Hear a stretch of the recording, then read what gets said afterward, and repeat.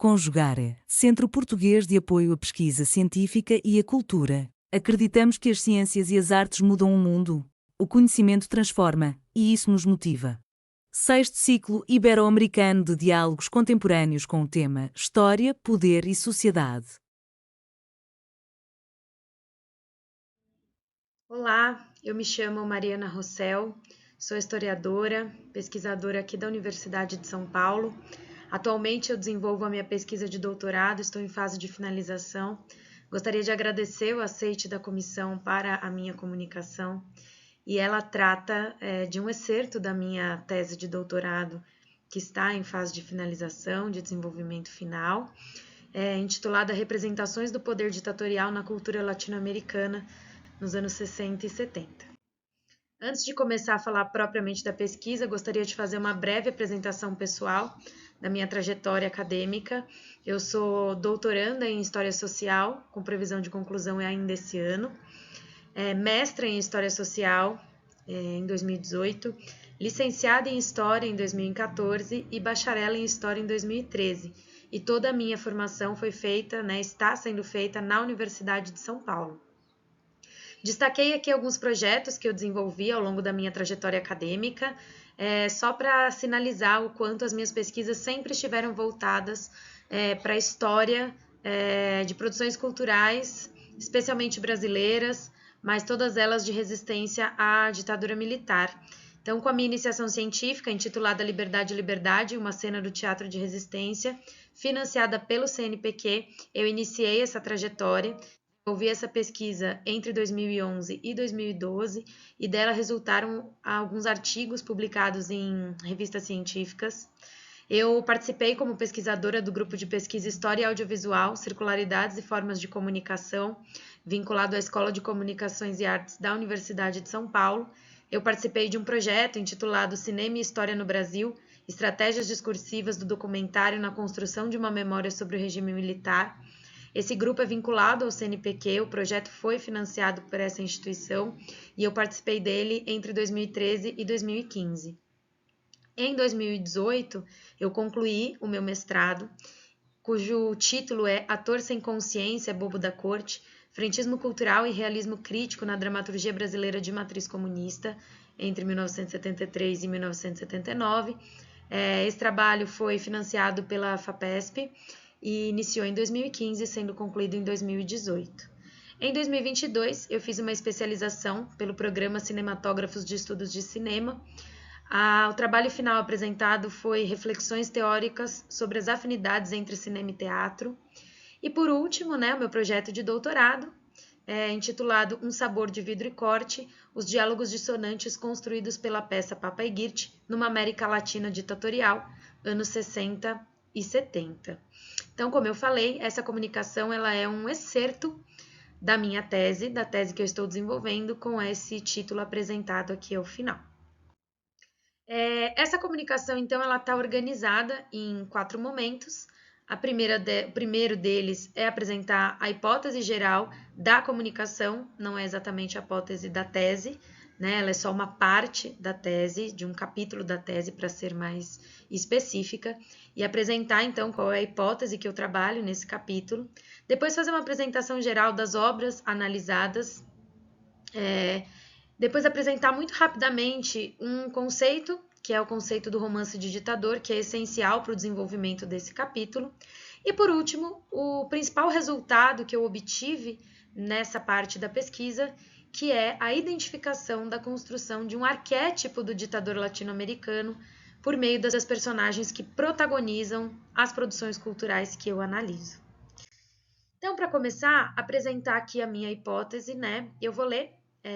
Ela diz assim: as obras, apesar de pertencerem a linguagens artísticas distintas, estabelecem importante diálogo histórico-cultural e político entre os países latino-americanos ao se preocuparem em representar ditadores como protagonistas na busca pela compreensão da trajetória política da América Latina, trajetória essa que legou ao continente um cenário de desigualdade e relações adversas com potências estrangeiras. Então, essa análise que eu desenvolvo nesse capítulo da minha tese e que eu estou sintetizando na apresentação dessa comunicação, se baseia na análise análise de algumas produções culturais, que eu vou detalhar mais adiante. E eu trabalho com a hipótese de que, apesar de serem linguagens distintas, né, eu trabalho com peças de teatro, filmes e romances, existe uma conexão muito forte entre todas essas obras, que é utilizar o ditador como protagonista dessas peças, numa estratégia para tentar compreender o lugar desses ditadores, e daí então eles construírem, né, os artistas construírem arquétipos, né, um arquétipo do ditador latino-americano, mas buscando sempre compreender qual foi a trajetória, qual foi a história, qual é o histórico dos países latino-americanos que fazem com que esses países, até hoje, com que a América Latina como um todo, vivenciem um cenário de muita desigualdade, com uma presença muito forte de tendências autoritárias na política e, ao mesmo tempo, construindo uma relação muito adversa com potências estrangeiras, né? Se até o século XIX, finalzinho do século XIX, esse lugar foi ocupado primeiro pelas metrópoles e depois pela Inglaterra, a partir da virada do século XIX para o XX, esse cenário vai ser fortemente ocupado pelos Estados Unidos. Isso é algo também que está muito presente nas obras, tá bom? Bom, apresentando aqui rapidamente as obras analisadas, eu trabalho, como eu disse, com algumas peças, romances e filmes. Como deu para perceber pelo título da minha tese, né, da minha pesquisa de doutorado, o meu foco central é a peça Papa e Girte, essa peça que foi escrita por um importantíssimo dramaturgo brasileiro, Oduvaldo Viana Filho, em 1968. Nessa comunicação, ela aparece de igual para igual, vamos dizer assim, com as outras obras, embora, como o próprio título da pesquisa de doutorado sugere, ela é o meu foco central. Mas no capítulo que eu estou sintetizando aqui nessa apresentação, ela aparece de igual para igual com as outras obras. Tem uma outra peça que eu também trabalho, embora não desenvolva muito nesse capítulo, especificamente nesse capítulo que eu estou apresentando aqui, que é a peça Doutor Getúlio, Sua Vida e Sua Glória, de Dias Gomes e Ferreira Goulart. Foi escrita também em 1968, é uma produção brasileira. Trabalho com 3 romances, Joio Supremo, de Augusto Roa Bastos, de 74, El Recurso del Método, de Alejo Carpentier, também de 74, o primeiro do Paraguai, o segundo de Cuba, e El Otoño del Patriarca, de Gabriel Garcia Marques, publicado em 75, uma obra colombiana. Vale dizer, muito pontualmente, que apesar de ter sido publicado em 1975, a obra do Garcia Marques começou a ser escrita em 1968. Isso é interessante porque bate a data com outras obras aqui que a gente analisa. E por fim, também olho aí para 3 filmes, 2 brasileiros, do mesmo cineasta, o Glauber Rocha, importante cineasta brasileiro, Terra em Transe, de 67, e Cabeças Cortadas, de 1970. E aí vale dizer que Cabeças Cortadas foi produzido no exílio do Glauber, enquanto ele vivia na Espanha. E por último, El Recurso del Método, que, como o próprio nome sugere, é uma adaptação do romance do Carpentier, feita pelo Miguel Litinho, um importante cineasta chileno. Feita essa apresentação, queria partir rapidamente aqui para a segunda parte, né, para a parte mais densa aí da comunicação, comentar muito rapidamente o aparato teórico que norteia um pouco essa análise, que é a lógica, né, o conceito do romance de ditador como um elemento para estabelecer os diálogos entre essas produções latino-americanas. Existe um debate teórico muito aprofundado, muito profícuo, fora do Brasil. No Brasil isso não é tão forte, mas fora do Brasil é bastante forte. Não vou me estender aqui para não estourar o meu tempo aqui de apresentação. No entanto, existe esse debate que se centra entre diferenciar o romance de ditador e o romance de ditadura, sendo que o romance de ditadura seria apenas um romance que se passa numa ditadura, podendo ou não se preocupar em aprofundar a discussão sobre esse regime político. E o romance de ditador, esse sim voltado para a discussão ditatorial e focado no ditador como protagonista. Dessa forma, as obras que eu analiso aqui seriam todas inseridas nessa lógica do romance de ditador, inclusive aquelas que não são propriamente romances. Dessa forma, eu preciso pontuar que, apesar de trabalhar com obras que não são propriamente romances, a ideia é que a estrutura narrativa é muito semelhante. Então, embora não seja, por exemplo, um romance de ditador, a peça Papa e Girte seria uma peça de ditador, assim como os filmes do Glauber seriam filmes de ditador. De toda forma, eu trouxe uma referência portuguesa, que é muito importante, da Eduarda Barata, e ela diz, né, ela define o romance de ditador como um subgênero ou tipo narrativo que é centrado na personagem do ditador e que está normalmente relacionado com o universo literário hispano-americano e caribenho. É um tipo narrativo que vem evoluindo desde o século XIX e que foi delineando um conjunto de idiosincrasias específicas relacionadas com os regimes repressivos vividos naquela zona do mundo. E aí eu trouxe para complementar o trabalho de uma brasileira, a Márcia Navarro, que faz um trabalho sobre os 3 romances de ditador que eu analiso aqui também.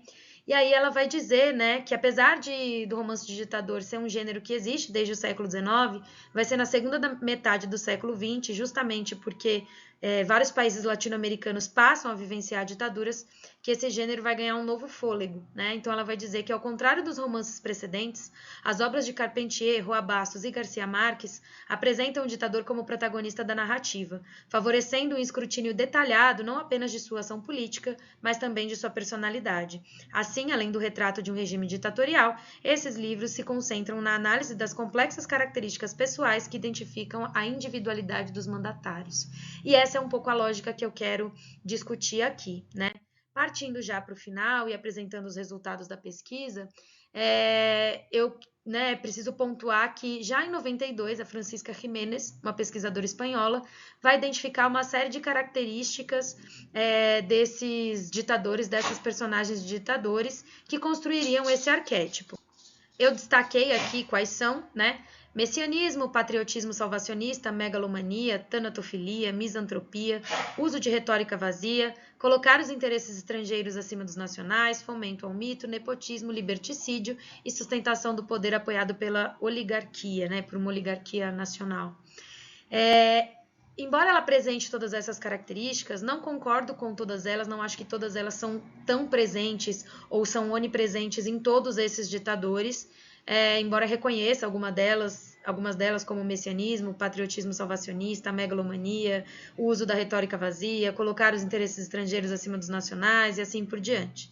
Mas o que eu queria destacar aqui já para encaminhar para a conclusão é que na minha pesquisa, para além dessas características identificadas pela Francisca Jiménez, eu identifiquei outras que eu acho que são muito importantes também para a construção desse arquétipo ditatorial latino-americano, né? Então destaco aqui a hipersexualidade que beira o grotesco, a vida em condição da solidão do poder, a condição de exilados concreta ou politicamente, a relação dúbia e a maneira como veem o povo e seus países, a busca desses ditadores pela manutenção de um poder meramente pessoal, a existência de uma ou mais figuras de duplos dos ditadores e, por fim, a representação humanizada de que são alvo. Então, acho que algumas coisas importantes para destacar aqui nesses minutos finais é que essas obras, todas elas que eu analiso, procuram fazer uma representação humanizada do ditador. Eles não são representados de maneira caricatural e nem estereotipada. Eles são humanizados e essa humanização, eu e outros pesquisadores que se dedicaram a isso, reconhecem como sendo uma estratégia que aprofunda a reflexão crítica proposta por essas obras, uma vez que, ao não serem caricaturais, esses ditadores são mais verossímeis e, portanto, podem ser melhor identificados e reconhecidos com a realidade latino-americana daquele período, né, desse período ditatorial. Além disso, eu disse que eu não reconheço algumas características da Francisca Jiménez, né, que a Francisca Jiménez identifica como onipresentes, mas elas estão presentes em algumas experiências mais específicas, né? Como eu tenho buscado identificar a construção de um arquétipo, a minha ideia foi destacar características que estão presentes em todas essas personagens de ditadores, a fim de perceber, né, como que a produção cultural latino-americana representou o ditador, né, essa figura do ditador, nesse contexto tão intenso de debates políticos no continente. Para terminar, gostaria de deixar aqui as referências que eu citei, existem muitas outras, mas numa comunicação curta e com essa abordagem rápida, são essas que eu destaco, né? A Eduarda Barata e a Márcia Navarro, que tratam ali mais diretamente da questão do romance de ditador, a Francisca Jiménez, que buscou fez uma primeira análise da construção do arquétipo do ditador latino-americano e, por fim, o meu relatório de pesquisa, cujos resultados espero seguir apresentando cada vez mais. Obrigada.